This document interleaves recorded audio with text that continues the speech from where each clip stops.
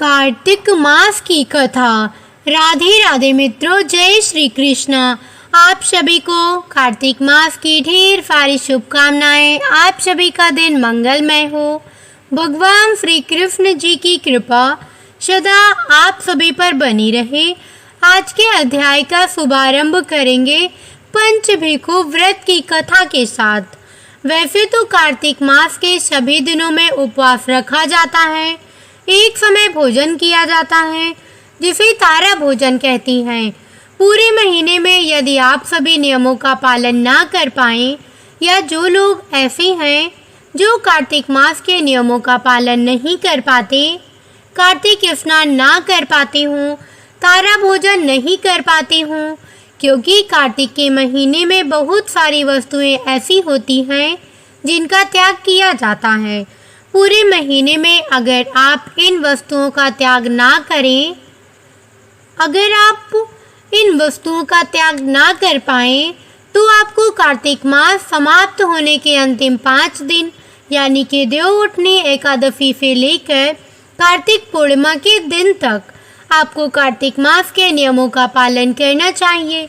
ऐसा करने से सभी महीने में किए गए व्रत, उपवास और सभी नियमों के पालन का पुण्य प्राप्त होता है और इन 5 दिनों के व्रत को कहा जाता है भीष्म पंचक व्रत, जिसके बारे में आप हमारे चैनल पर अगली वीडियो में ज़रूर देखिएगा। मैं भीष्म पंचक व्रत से जुड़ी सारी जानकारी और जो भी नियम हैं उनके बारे में बता दूंगी। हो सके तो उस वीडियो को आप हमारे चैनल पर देखिएगा। अब सुनिए भीष्म पंचक यानी पंचभिक्षु व्रत कथा।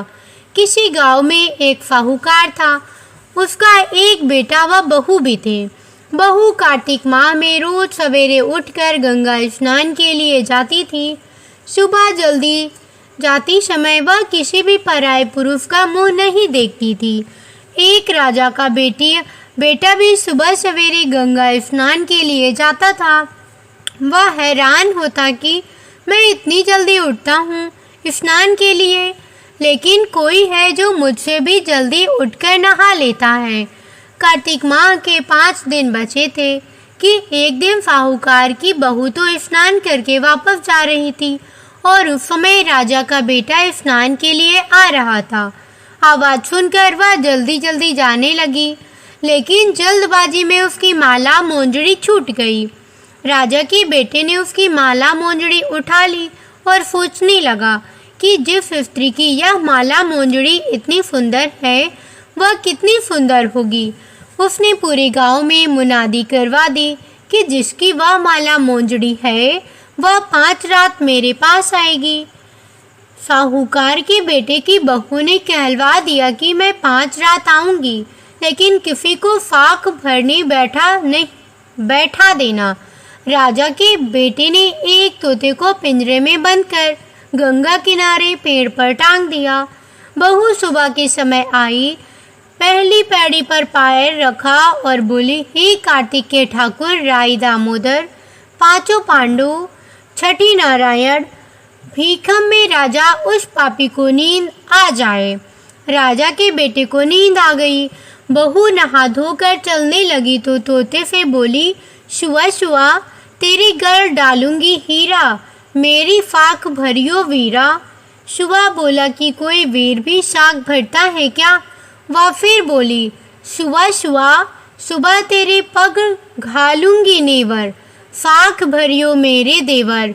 शुआ ने कहा, ठीक है भाभी, मैं तेरी फाक रखूंगा। वह तो कहकर चली गई।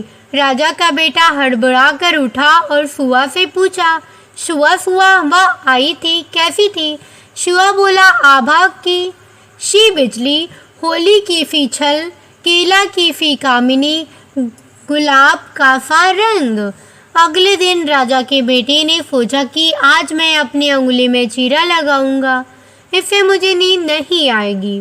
अगले दिन राजकुमार उंगली चीर कर लेट गया। वह आई और भगवान से उसी तरह प्रार्थना करने लगी और राजकुमार को फिर नींद आ गई। वह स्नान करके फिर से वापस चली गई। सुबह राजकुमार ने तोते से फिर पूछा तो उसने वही सारी बातें दोहरा दी। अब राजकुमार बोला कि मैं आज रात में आंखों में मिर्ची डालकर बैठूंगा। रात में वह मिर्ची डालकर बैठ गया। बहू फिर आई और प्रार्थना की, जिससे उसे फिर से नींद आ गई। राजकुमार ने तोते से बहू के आने की बात पूछी। उसने फिर बता दी। राजकुमार अब फिर सोचने लगा कि आज मैं बिना बिस्तरे के ही बैठूंगा, और रात को बिना बिस्तरे के बैठ गया। जब वह स्नान करने आई तो उसने फिर से भगवान से प्रार्थना की और राजकुमार को नींद आ गई। जब वह नहाकर जाने लगी तो आंख बंद करके चली गई। राजकुमार जब उठा तो वह जा चुकी थी। राजकुमार फिर सोच में पड़ गया और सोचने लगा कि आज मैं अंगीठी जला कर बैठूंगा, जिससे नींद नहीं आएगी। फिर वह रात को अंगीठी रख कर बैठ गया। साहूकार की बहू आई और वह भगवान से प्रार्थना करने लगी कि आपने चारों रातें तो निकाल ली, अब यह रात और निकाल दो।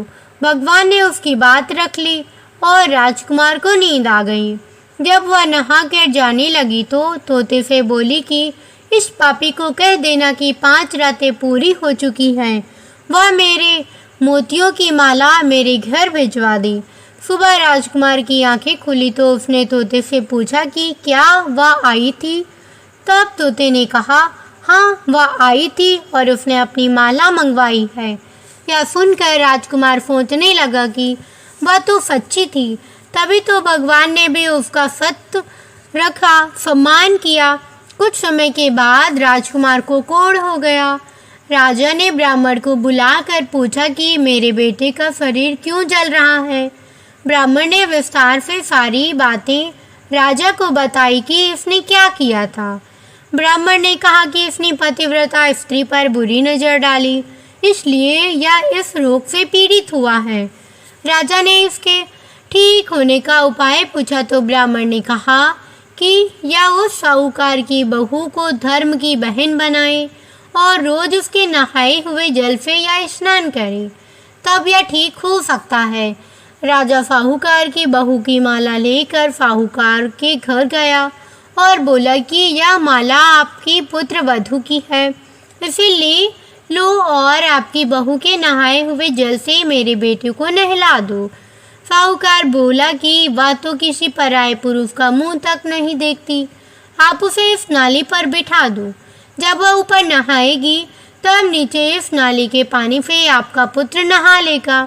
राजकुमार ने ऐसा ही किया और कुछ समय बाद उसका शरीर चंदन सा हो गया। हे पंचभिखु देवता, जैसे आपने साहूकार की पुत्र वधू का सत रखा, वैसे ही सभी का रखना। बोलिए कार्तिक के राई दामोदर की जय। आप लोग कमेंट में भी लिखिएगा राई दामोदर की जय। अब आइए श्रवण करते हैं आज का कार्तिक मास महात्म्य। इससे पहले कार्तिक मास के 7वें अध्याय में आपने जाना कि किस प्रकार जलंधर का वध हुआ और देवताओं के कार्य की सिद्धि के लिए देवी गौरी, लक्ष्मी जी और सरस्वती जी ने देवताओं को जो 3 बीज दिए, जिन्हें बोकर जिन 3 वृक्षों की उत्पत्ति हुई। अगर आप इस बारे में जानना चाहती हैं तो इससे पहले का अध्याय आप जरूर सुनिएगा।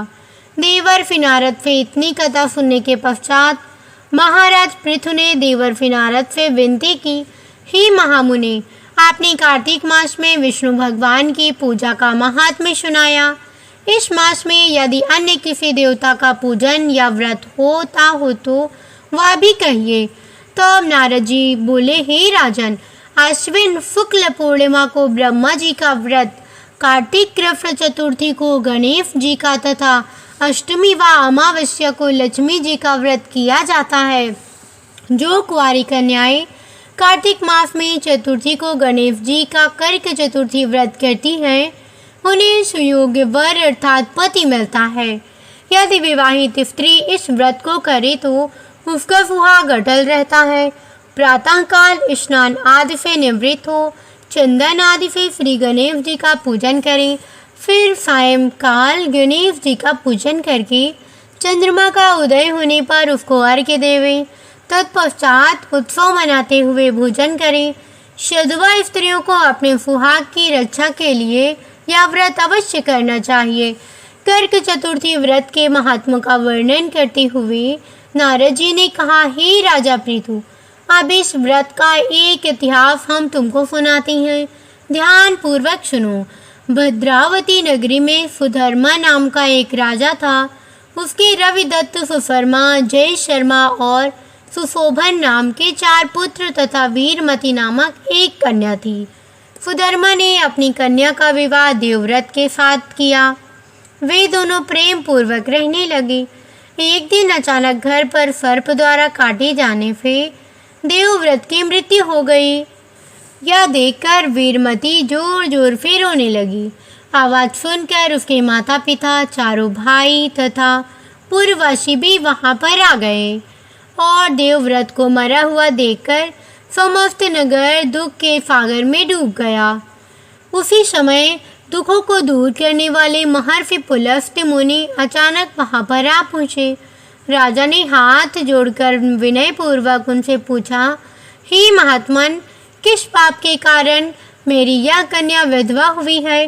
पुलस्त्य मुनि ने बतलाया कि कार्तिक मास के कृष्ण पक्ष की गणेश चतुर्थी का व्रत न करने के कारण ही यह कन्या वैधव्य को प्राप्त हुई है। फिर पुलस्त्य जी ने कहा, एक समय दैत्यों के नाश का उपाय खोजने के लिए ब्रह्मा, विष्णु, महेश तथा इंद्रादि सब देवता एकत्रित हुए। उस समय ब्राह्मण ने कहा कि गणेश चतुर्थी का व्रत संपूर्ण विपत्तियों का विनाश करने वाला है। तब सब देवताओं ने कार्तिक कृष्ण चतुर्थी को व्रत किया, जिससे दैत्यों पर विजय प्राप्त हुई। विजय होने के बाद समस्त देवताओं ने गणेश जी से कहा कि वर मांगो।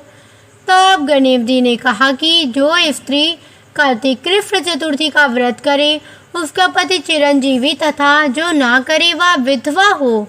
अतः समस्त स्त्रियों को यह व्रत अवश्य करना चाहिए। आप अपनी आस्था के अनुसार भी कर सकती हैं। भक्तिवेद बेनू यूट्यूब चैनल इसका कोई दावा नहीं करता। उसका पति चिरंजीवी तथा जो ना करे वह विधवा होता है। यह भक्तिवेद बेनू कोई दावा नहीं करता।